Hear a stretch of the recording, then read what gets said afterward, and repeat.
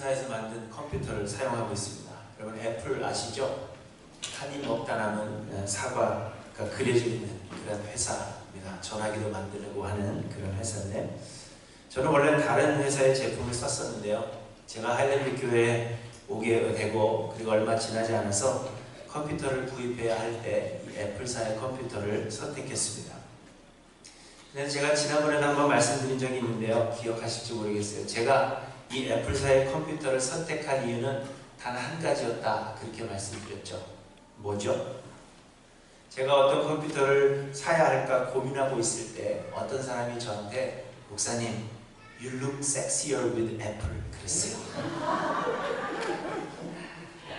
제가 이 애플사의 컴퓨터를 들고 있는 제 모습을 상상하니까 멋져 보입니다 라는 그 말에 제가 이 애플사 컴퓨터를 선택했습니다. 그런데 사실 저도 알고 있었습니다. 제가 애플 컴퓨터를 들고 있으면 멋져 보인다 하는 그 사실은 알고 있었죠. 왜냐하면 이 애플 컴퓨터가 아시는 분은 아시겠지만 디자인이 이쁘고 좀 보기가 좋습니다. 그걸 들고 있으면 왠지 뭔가 있는 것 같고 좀 지적으로 보이고 그런 게 있어요. 그래서 많은 사람들이 애플 컴퓨터를 선호합니다. 그래서 저도 항상 이 애플 컴퓨터를 가지고 싶었습니다. 그런데 부목사 시절에는 교회에서 컴퓨터를 제공해 주시는데 이 애플 컴퓨터가 일반 컴퓨터보다 조금 고가이기 때문에 속으로는 애플을 사주셨으면 하는 그런 마음을 가지고 있었어도 항상 일반 컴퓨터를 제공해 주셨어요.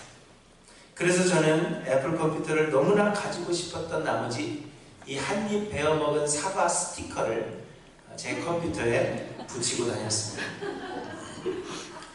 그래서 사람들은 제가 애플 컴퓨터를 가지고 있는 줄 알았지만 사실은 애플이 아니었습니다.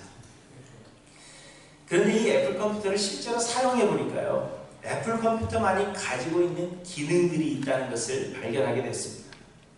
일반 컴퓨터에서는 없는 기능들이 이 애플 컴퓨터 안에는 탑재되어 있는데 이 기능들이 컴퓨터를 더욱 유용하고 사용이 편리하게 만들어준다는 것입니다. 그래서 젊은이들이 이 애플에만 있는 그 기능 때문에 애플 컴퓨터를 선호한다 하는 그 이야기를 들었습니다. 물론 디자인도 마음에 들지만 그것보다도 애플만이 가지고 있는 기능이 따로 있다는 것입니다. 그런데 제가 컴퓨터를 너무 모르니까 저에게 컴퓨터를 가르쳐주던 동생이 하나 있었는데 저한테 그렇게 이야기해요. 형님은 이 기능들도 모르면서 왜 애플 컴퓨터를 쓰십니까? 그러는 거예요. 그만큼 애플에 있는 그 기능 때문에 그 애플 컴퓨터를 선호합니다. 애플을 판매하려고 나온 것은 결코 아닌데요.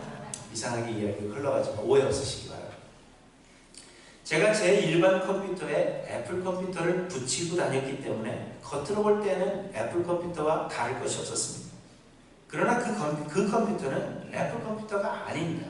왜냐하면 그 안에 애플만의 기능이 탑재되어 있어야만 그것이 애플 컴퓨터가 되는 것이기 때문에. 마찬가지로 세상에는 예수를 믿는다고 하는 수많은 사람들이 있습니다. 굉장히 많은 수의 사람들이 주일이면 교회를 가고요, 성경을 읽고 기도하고 봉사하며 또한 선교를 갑니다. 겉으로 보기에는 아주 많은 수의 사람들이 그리스도인인 것처럼 그렇게 보여집니다. 하지만 사람들의 겉모습이 참된 그리스도인들을 만드는 것은 아니라는 것입니다. 그 안에 믿음, 어떠한 믿음을 가지고 있느냐 하는 것을 확인해 보아야 한다는 것입니다. 예수님은 우리를 죄에서 구원하시기 위해 세상에 오셨습니다. 예수님은 하나님이시지만 인간의 몸을 입고 세상에 오셔서 우리를 대신하여 십자가를 지심으로 우리의 죄값을 대신 치르신 것입니다. 우리는 그런 예수를 우리의 구원주로 믿고 우리가 영접함으로 죄와 사망 가운데서 구원을 얻은 것입니다. 그리고 대부분의 사람들이 우리가 이렇게 구원을 얻었다는 그 사실을 기뻐하며 만족해하고 예수님이 나의 죄를 위해서 십자가를 지신 구원주라 하는 이 사실을 믿으면 그리스도인이라 그렇게 여기는 것입니다. 그러나 여러분, 그것이 다는 아니라는 것입니다. 예수님은 우리를 죄에서 구원하시기 위해 세상에 오신 것은 분명한 사실입니다. 그러나 그것이 전부가 아니라는 말씀입니다. 그보다도 더 나아가서 그러면 예수님께서 세상에 오셔서 우리를 죄에서 구원하신 이유가 있다는 것입니다. 우리는 그 이유가 무엇인가를 생각해보며 그 이유가 곧 예수님께서 세상에 오신 궁극적인 목적이 되는 것입니다. 예수님께서 하늘의 영광을 버리시고 세상에 오신 그 이유, 예수님께서 우리를 죄에서 구원하시기 위해 십자가를 지신 그 궁극적인 목적이 무엇이겠습니까? 왜 예수님은 우리의 죄를 사해 주시려 하시는 것일까요? 우리를 구원하셔서 예수님께서 원하시는 것이 무엇이냐 하는 것입니다. 그것은 예수님께서 우리의 왕이 되시기 위함이라 하는 것입니다. 예수님은 처음부터 우리의 왕이셨습니다. 하나님은 세상을 창조하시되 이 모든 세상을 우리의 왕 되신 예수를 위해 창조하셨다. 그렇게 말씀하고 있습니다. 골로새서 1장에 보시면 예수 그리스도에 대해 말씀하시기를 그는 보이지 아니하는 하나님의 형상이시오 모든 피조물보다 먼저 나신 이시니 만물이 그에게서 창조되되 하늘과 땅에서 보이는 것들과 보이지 않는 것들과 혹은 왕권들이나 주권들이나 통치자들이나 권세들이나 만물이 다 그로 말미암고 그를 위하여 창조되었다 말씀하십니다. 예수님을 위해서 온 땅의 모든 것이 창조되었다는 것입니다. 그리고는 이는 친히 만물의 으뜸이 되려 하시니라 그렇게 말씀하십니다. 만물의 으뜸이 된다는 게 무슨 이야기입니까? 모든 만물의 왕이 되시기 위해서 하나님은 세상을 창조하셨고 그 세상을 예수 그리스도께 주셨다는 것입니다. 곧 예수를 온 세상에 왕 되게 하셨다는 것입니다. 그리고는 우리로 하여금 그에게 순종하여 왕 되신 예수께 영광을 돌리게 하신 것입니다. 그게 하나님께서 세상을 창조하신 목적입니다. 그러나 아담과 하와가 범죄하였는데 죄라는 것은 곧 하나님이신 예수님을 왕으로 모시지 못하고 스스로가 스스로의 삶의 왕이 되고자 한 것, 그것이 곧 죄임을 말씀하고 있습니다. 그 이후로 우리는 누구나 자기의 인생에 스스로 왕이기를 원합니다. 어린아이들조차도 자기 마음대로 하려고 하죠. 조금 커가면서 부모의 간섭을 받는 것조차 싫어하게 됩니다. 자기의 인생은 자기가 주관하겠다 하는 그 생각이 더욱더 뚜렷해지는 것입니다. 여러분, 이것이 우리의 죄성이요 원죄입니다. 하나님은 왕 되시기 위하여 세상을 창조하시고 우리를 이 땅에 보내주셨지만 그러나 우리는 여전히 내 삶의 스스로의 왕이 되고자 하는 것, 이것이 우리의 죄성이라는 것입니다. 하나님이 우리의 왕이 되시면 우리의 삶에는 큰 유익이 있습니다. 하나님은 모든 것을 아시며 모든 능력에 뛰어나신 온 세상의 주인이시기 때문에 그 하나님께서 우리의 왕이 되어 주신다면 하나님은 언제나 우리를 최고의 선으로 인도하시는 것입니다. 그리고 하나님은 강하시며 하나님은 위엄이 뛰어나신 분이십니다. 그렇기 때문에 그 누구도 우리를 대적할 수 없게 되는 것입니다. 그러나 우리 스스로가 스스로의 삶의 왕이 되기를 원했기 때문에 하나님은 우리의 소원대로 우리를 떠나셨으며 우리를 유기해 두신 것입니다. 결국 무지하여 아무런 능력이 없는 우리들은 스스로의 힘으로 이 어두운 세상을 살아가려고 하다가 여러 가지 어려움을 만나게 되는 것입니다. 곧 하나님이 왕되어 주시지 않는 삶은 고생과 수고뿐이고 그리고 그 결과로 죽음과 영원한 형벌을 받게 되었다는 것입니다. 그런데 하나님께서 몇몇을 구원하시기로 작정하신 것입니다. 태초부터 우리의 구원을 예정하시고 아무런 조건 없이 은혜로 우리들을 택하사 우리의 죄를 대신하여 예수 그리스도로 십자가를 지게 하심으로 우리의 죄값을 대신 치러주신 것입니다. 그리고는 택하신 자들에게 하나님의 영을 부어주셔서 영으로 이미 죽었던 우리를 소생케 하시고 예수 그리스도의 십자가 은혜를 믿게 하시며 그 믿음을 보시고 우리를 의롭다 인정해 주셨습니다. 그렇게 하나님은 예수 그리스도의 십자가 은혜로 우리를 다시 구원해 주신 것입니다. 그런데 왜 우리를 구원해 주셨겠습니까? 하나님 창조하신 그 목적대로 우리를 회복시키시기 위함입니다. 이전에는 우리가 예수로 우리의 왕 되지 못하게 했지만 이제는 우리를 구원하시고 우리를 회복시키셔서 예수를 우리의 왕 되게 하시기 위해서 우리를 구원하셨다 하는 것입니다. 왕으로 창조하셨는 왕이 되게 하시기 위해서 세상을 창조하셨는데 우리가 범죄하였어요. 그래서 다 죽게 되었습니다. 그러나 우리를 구원하신 하나님은 다시 예수가 우리의 왕 되게 하시기 위해서 우리를 구원해 주셨다는 것입니다. 에베소서 1장에서 말씀하십니다.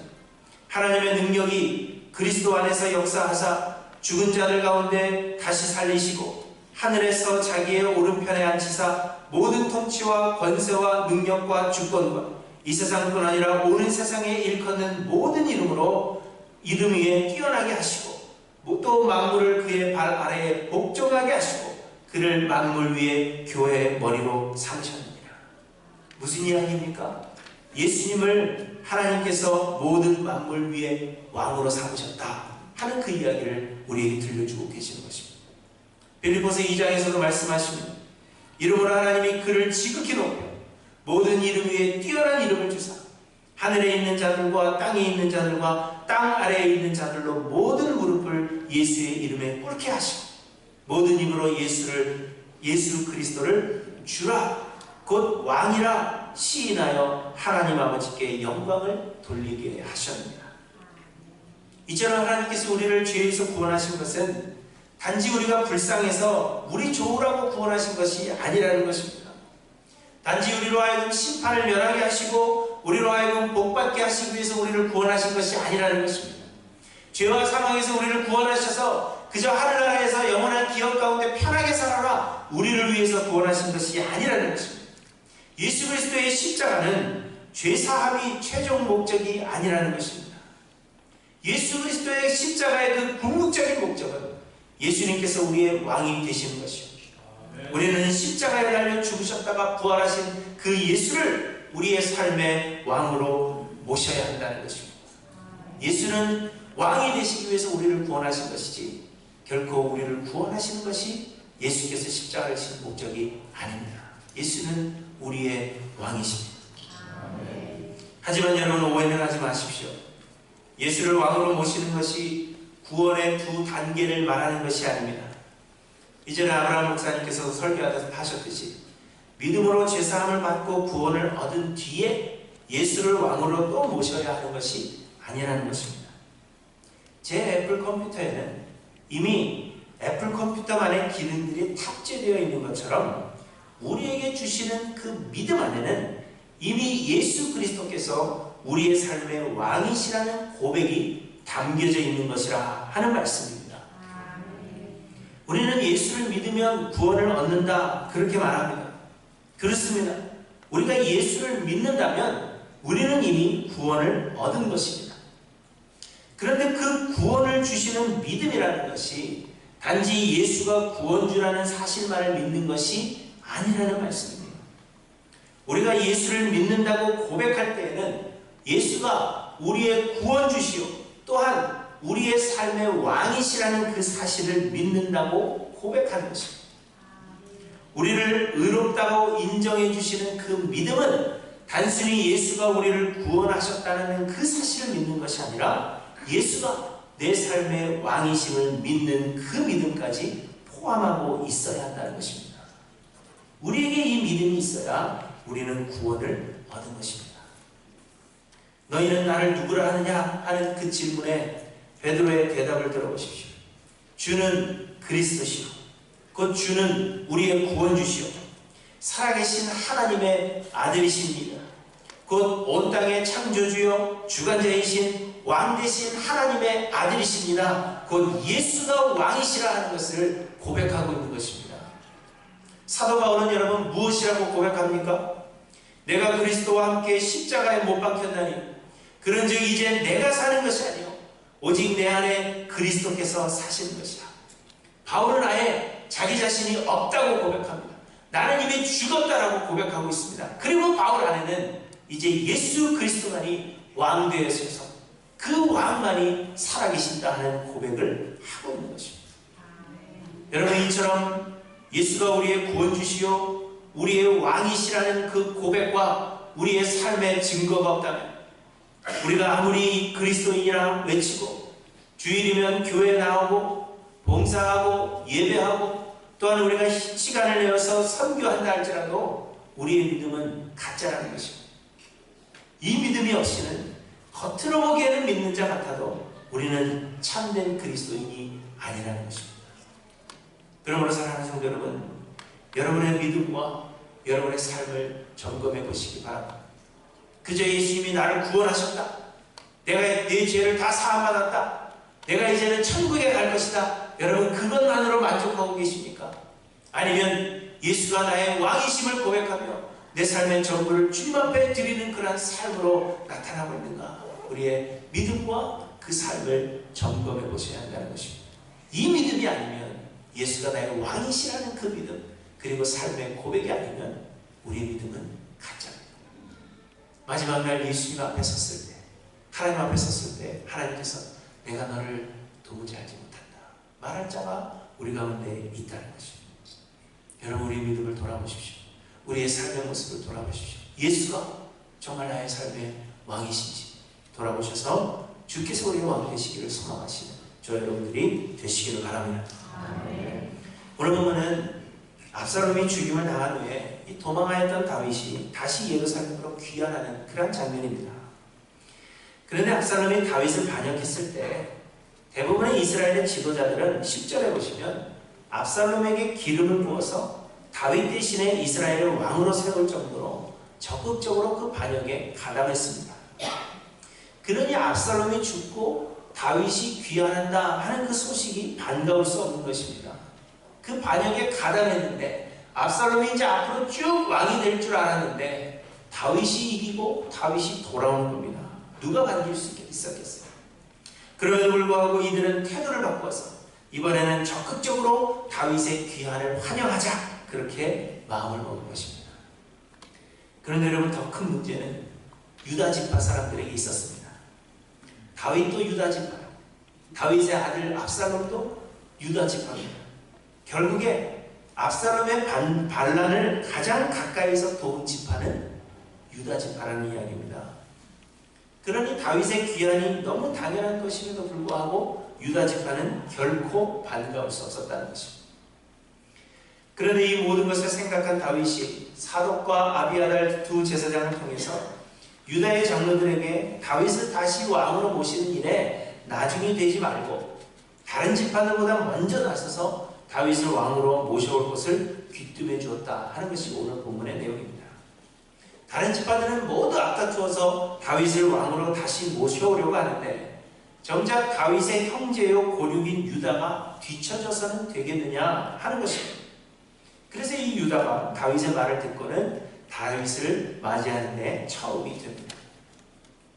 유다 지파의 사람들은 압살롬의 반역에 동참하였기 때문에 왕의 귀환이 결코 반갑지 않았습니다. 왕이 귀환하게 되면 반역에 동참한 것 때문에 불이익을 당하지 않을까 염려되었기 때문입니다. 여러분, 일반적인 상식으로는 반역에 동참한 정도에 따라서 죽임을 당할 수도 있는 그러한 상황이라는 것입니다. 그래서 유다 사람들은 마음이 결코 편하지 않았을 것입니다. 그러나 여러분, 다윗은 그 누구도 벌할 계획이 없었습니다. 반역에 적극적으로 동참하였다 하더라도 다윗은 그들을 벌할 계획이 없었다는 것입니다. 왜냐하면 우리가 오랫동안 생각해 본 대로 밧세바 사건에서부터 압살롬의 반역 사건까지 이 모든 것이 다윗을 교훈하시려는 하나님의 훈련이었다 하는 것을 다윗이 깨달았기 때문입니다. 누가 잘하고 누가 잘못해서 이러한 일이 일어나는 것이 아니라 하나님께서 다윗을 교훈하시기 위해서 하나님께서 훈련하시는 과정이었다는 것을 다윗이 깨달았기 때문에 다윗은 그 누구를 벌할 계획이 없었습니다.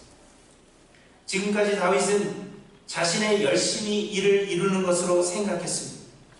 무엇이든지 열심을 다하고 하나님을 온전히 의지하기만 하면 하나님께서 자신의 열심과 노력에 감동하여서 복을 주시는 것이라 그렇게 생각했습니다. 그래서 다윗은 훌륭한 왕이 되고자 노력했고 하나님의 도우심을 간절히 구했던 것입니다. 하지만 밧세바 사건과 압살롬 사건은 그런 다윗의 생각을 철저하게 무너뜨리셨습니다. 다윗은 그의 노력에도 불구하고 여전히 죄로 가득하여서 씻을 수 없는 죄인이요 구제받을 수 없는 죄인일 뿐이라 하는 것을 깨닫게 된 것입니다. 하나님의 은혜가 다윗을 붙잡고 계셨던 것이지 다윗이 선해서 하나님께서 은혜를 베풀어 주시는 것이 아니라는 것을 깨달았습니다. 하나님의 은혜가 아니면, 하나님께서 다윗을 붙잡아 주시지 않으면 죽어 마땅한 죄인이라는 것을 다윗은 철저하게 깨닫게 된 것입니다. 내가 하나님을 위해서 뭔가를 하는 게 아니구나. 하나님께서 나를 들어 사용하시는 것이지 내가 하나님을 위해서 뭔가를 하겠다고 나서는 것이 아니구나. 다윗은 깨달았다는 것입니다. 하나님께서 다윗을 사랑하셔서 다윗을 왕으로 세우시는 것은 다윗에게 사랑받을 만한 어떤 자격이 있어서가 아니라 하나님께서 그저 다윗의 아버지가 되어주시고 그 아버지의 사랑으로, 변치 않는 아버지의 사랑으로 자격 없음에도 불구하고 사랑해 주시는 것이구나 하는 것을 다윗이 깨닫게 되었다는 것입니다. 다윗이 개인의 노력으로 훌륭한 왕이 되어가는 것이 아니라 온 땅의 유일한 왕은 오직 하나님 한 분이십니다.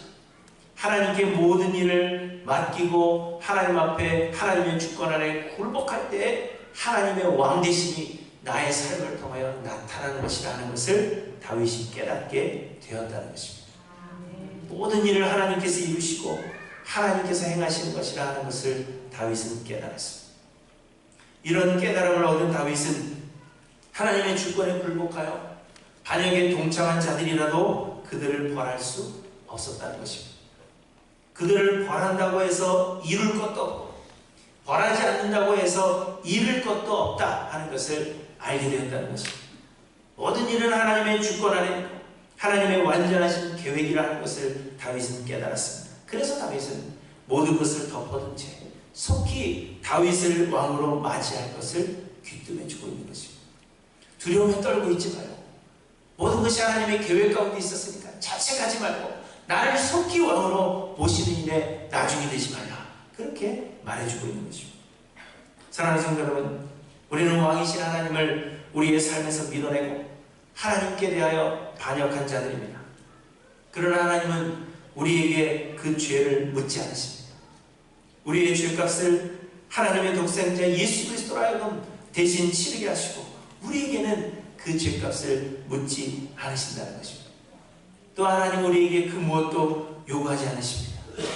우리가 하나님의 자녀가 되기 위해서 무엇을 해야 한다 우리에게 말씀하시지 않는다는 것입니다.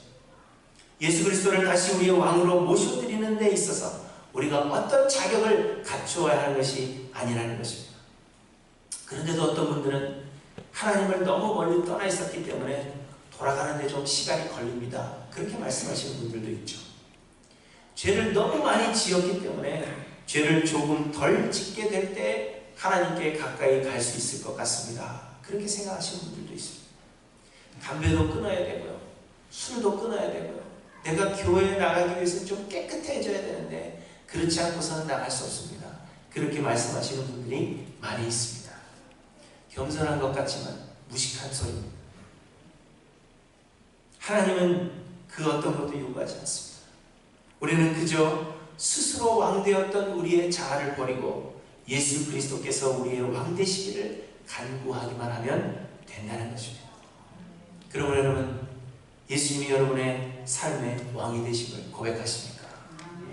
지금 결단하십시오. 지금 바로 이 순간 나의 모든 것을 내려놓고 버리고 주께서 나의 왕 되어주시기를 소망하시는 저와 여러분들이 되시기를 바랍니다. 우리의 상황이 어떠한지 우리가 죽게 나오기만 하면 주님은 우리의 왕이 되어 주실 것입니다. 그러나 여러분, 한 가지 우리가 기억해야 할 것은 예수 그리스도를 우리의 왕으로 모시는 일에 있어서 우리에게 요구되는 것은 없지만 대신에 우리는 열심으로 주를 갈망해야 한다는 것입니다. 이스라엘의 지파들은 다윗을 왕으로 모시는 일에 열심을 내었습니다. 자신들이 압살롬에게 기름을 부어서 왕을 삼고 반역에 적극 동참하였기 때문에 다윗을 왕으로 모시는 일에도 더욱 적극적으로 나설 수밖에 없었던 것입니다. 다윗도 유다 지파 사람들에게 말합니다. 다윗을 모시는 일에 열심을 내라. 그렇게 독려하고 있습니다. 이처럼 우리도 예수 그리스도를 우리의 왕으로 모셔드리는 일에 열심을 내야 한다는 것입니다. 그러나 여러분, 오해는 하지 마십시오. 우리가 열심을 내지 않으면 예수님께서 우리의 왕이 되시지 못한다는 이야기는 절대로 아닙니다. 우리가 예수님을 왕으로 모셔드리는 것은 아닙니다. 우리가 예수님 왕이 되십시오 그렇게 모셔드리는 것은 아니라는 것입니다. 예수님은 우리의 의지와는 상관없이 또 우리의 행위와는 상관없이 예수님은 이미 우리의 왕이시며 온 땅을 다스리시는 왕이십니다. 우리는 그거 사실을 거역할 수 없습니다. 예수님은 우리의 왕이십니다. 다만 하나님은 하나님께서 행하시고자 하는 그 일을 우리에게 알리시고 우리로 하여금 열심을 내게 하신다는 것입니다. 곧 우리에게 있는 열심을 통해서 주께서 우리의 왕이 되셨구나 하는 것을 알게 된다는 것입니다. 빌립보서 2장 13절에 보시면 너희 안에서 행하시는 이는 하나님이시니 자기의 기쁘신 뜻을 위하여 너희에게 소원을 두고 행하게 하시나니 이렇게 말씀하십니다. 모든 일은 우리가 행하는 것이 아니라 우리 안에 거하시는 성령께서 행하시는 것이라 그렇게 말씀하십니다. 그러나 그 성령이 역사하실 때에는 우리 안에 소원을 주시고 열심을 주신다는 이야기입니다. 우리가 말로는 예수님이 나의 삶의 왕이십니다 이야기하지만 그러나 우리에게 주께서 나의 왕이 되어주시기를 원하는 그러한 열정이 우리에게 없다면 하나님께서 역사하시지 않는다는 이야기입니다. 마태복음 11장 12절에 보시면 세례 요한의 때부터 지금까지 천국은 침노를 당하나니 침노하는 자는 빼앗느니라 이렇게 말씀하십니다. 가만히 있어서 예수가 우리의 왕 되어주시고 가만히 있어서 천국이 우리의 것이 되는 것이 아니라는 것입니다. 하나님은 우리 안에 소원하는 마음을 주시고 열심을 내게 하심으로 하나님 계획하신 일을 이루신다는 것입니다. 예수님이 나의 왕 되시든지 마시든지 모든 것이 하나님의 주권 가운데 있으니까 알아서 하시겠지 그런 마음을 가져서는 안 된다는 겁니다. 하나님께서 우리를 구원하셨다면 우리 안에 예수가 나의 왕이시라는 그 믿음이 우리 안에 있다면 우리의 마음에는 예수가 나의 왕이시기를 소원하는 마음이 우리에게 있다는 것입니다. 나를 버리고 예수님이 나를 인도해 주시기를 예수님이 내 삶의 왕이시기를 소원하는 우리의 마음의 열정이 있어야 된다는 것입니다. 가만 앉아 있어서는 아무것도 일어나지 않는 것입니다. 그러므로 사랑하는 성도 여러분, 예수 그리스도께서 우리의 삶의 왕이 되어주시길 내 삶을 인도해 주시길 나는 나의 것이 아니요 예수님만이 내 삶에서 역사하셔서 나를 인도해 주시길 원합니다 하는 그런 소망이 우리의 마음속에 있는가 여러분 돌아보시길 바랍니다. 그리고 여러분의 그 마음을 돌아보시고 하나님 앞에 간절하게 간구하십시오. 예수가 우리의 왕이 되어주시기를 소망하십시오. 우리의 왕이 되어주셔서 우리의 삶을 인도해 주시기를 기꺼이 소망하시기를 바랍니다. 이 땅은 살아가기 너무 힘든 세상이죠. 어둠이 가득합니다. 악이 가득합니다. 그런데 이 어두운 세상에서 예수님이 나의 왕 되시기를 소망합니다. 적극적으로 열심을 내어서 내 생각과 내 능력과 나의 모든 의지를 버리고 내 모든 자아까지 다 내려놓으며 예수님 앞에 온전히 굴복하고 순종하기를 소원하시는 저와 여러분들이 되시기를 바랍니다. 우리를 구원하시는 이 믿음은 예수만이 우리의 구원주 곧 그리스도가 되시며 예수가 우리의 왕이심을 인정하고 순복하는 그러한 믿음이어야 합니다. 이 믿음이 아니고서는 겉으로 보기에 우리가 그리스도인 같을지라도 구원을 얻은 자가 아니라는 것입니다. 오랫동안 우리는 스스로 우리의 삶의 왕 되기를 소원하여서 예수를 우리의 왕좌에서 밀어내었습니다. 그러나 예수는 우리의 구원주가 되사 우리를 구원하시고 다시 우리의 삶의 왕좌에 앉으시기를 원하십니다. 사랑하는 성도 여러분, 우리는 하나님의 은혜로 예수 그리스도의 형제요 고륙이 되었거든 어찌하여 왕을 도로 모셔오는 일에 나중이 되려 하십니까? 하나님께서 예수를 우리에게 보내주셔서 우리를 구원하여 주셨고 이제는 우리의 문을 두드리고 계시는데 여러분 어찌하여 왕을 도로 모셔오는 일에 나중이 되려 하십니까? 왕의 귀환을 반기며 소망하시는 저와 여러분들이 되시기를 바랍니다. 예수께서 내게로 돌아오시는 것을 그 왕의 귀환을 우리가 반기며 소망하며 주님 어서 오시옵소서 주님을 맞이하시는 저와 여러분들이 되시기를 바랍니다. 그래서 우리의 주님의 그 선하신 인도하심으로 말미암아 죄 많은 세상을 승리하며 살아갈 뿐만 아니라 영원한 하나님 나라의 영광으로 인도함을 받으시는 우리 할렐루야 교회 모든 성도님들이 되시기를 주님의 이름으로 간절히 축원합니다. 기도하십니다.